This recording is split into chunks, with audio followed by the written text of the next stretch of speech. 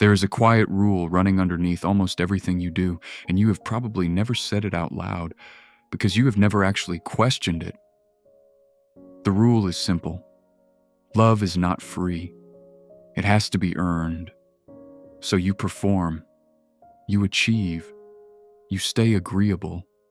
You manage how people see you almost without realizing you are doing it, because some part of you believes that the moment you stop earning it, the love disappears.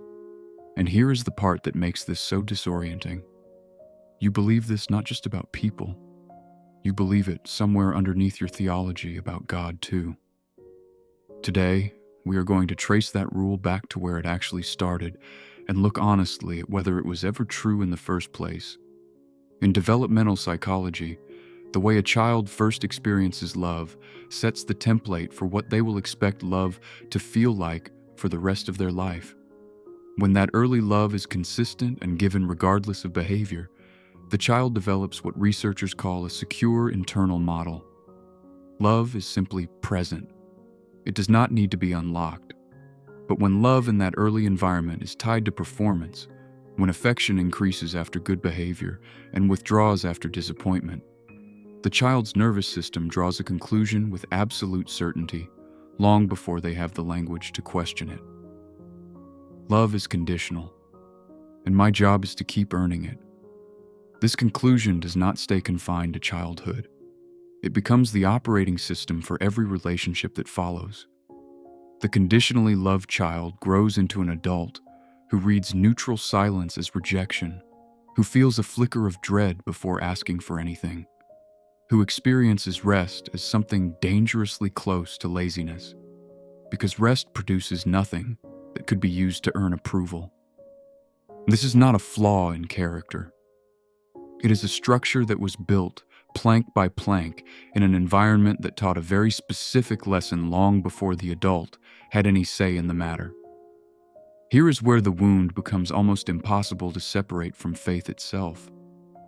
Because many people grew up inside a household or a church where worthiness in front of God was talked about using the exact same language as worthiness in front of a parent. Pray more, read more, serve more, sin less. And while none of those practices are wrong in themselves, for the conditionally loved heart, they become something different than they were intended to be. They become the mechanism, the thing that, if done well enough and consistently enough, finally produces the love that should have been there from the very beginning. The conditionally loved person does not read Scripture primarily to know God. They read it to perform for Him. This is precisely the structure the Apostle Paul dismantles in his letter to the Ephesians. For it is by grace you have been saved, through faith, and this is not from yourselves. It is the gift of God, not by works, so that no one can boast. The word translated as gift there is the same root used elsewhere in the New Testament for something given freely, without any transaction attached to it. Paul is not describing a slightly more generous version of the earning system. He is describing something that operates on a completely different structure. Grace is not love that costs less. It is love that was never for sale in the first place. So why is grace, despite being central to Christian theology, often the hardest truth for a conditionally loved person to actually believe, rather than simply recite? The answer lives in the gap between what someone knows intellectually and what their nervous system has been trained, through years of repetition, to expect. You can know the doctrine of grace perfectly and still feel a low hum of anxiety every time you have not performed well, because doctrine lives in the mind, but the conditional love template lives somewhere deeper, somewhere that does not update just because you read a verse correctly. This is what it tends to look like in daily life. It looks like an almost constant internal audit, quietly tracking how much you have done lately, how good you have been, whether you have earned the right to feel at peace today. It looks like an inability to simply receive a compliment, a gift, or comfort from someone without immediately looking for the angle, the favor that will eventually be expected in return. It looks like prayer that feels more like a performance review than a conversation. where the unspoken question underneath every request is, have I done enough to deserve an answer? And it looks like an exhausting, low-grade vigilance around every relationship, perpetually checking whether you are still in good standing. Healing this does not begin with trying harder to feel like grace is true. Trying harder is, ironically, the conditional love template's favorite move, and it will happily disguise itself as spiritual growth while quietly reinforcing the very belief it claims to be healing.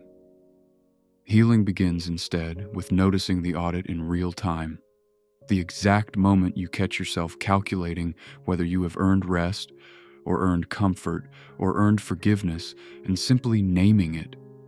There is the old rule again. And then, deliberately, practicing the opposite, receiving something, a kindness, a moment of stillness, a prayer that asks for nothing in return without immediately trying to balance the ledger. Over time, this is not just a change in mindset. It is the slow construction of new evidence the nervous system can actually use, that love without a transaction attached to it does not disappear, that you can stop performing for a moment and the relationship survives, that God's posture toward you in your stillness is the same as His posture toward you in your striving. This is what the wider context of Ephesians is actually pointing toward, not earning a relationship with God through better behavior, but living increasingly from a relationship that was already completely given. If what we've talked about today is something you want to go deeper with, I created a structured 7-day journey to help you calm your mind and begin working through the patterns your nervous system has been carrying. It's called the 7-Day Guided Journey to Calm Your Mind. The link is in the description below. It's practical, it's gentle, and it's built for exactly this kind of inner work. Take the next step at your own pace. You were never actually required to earn the love you have spent your whole life working for. That belief was formed somewhere specific, and it can be unformed slowly, the same way it was built. Subscribe to this channel. Every week I create content at the intersection of psychology and Christian faith because your inner life matters, and you deserve the language to understand it. You are not alone in this.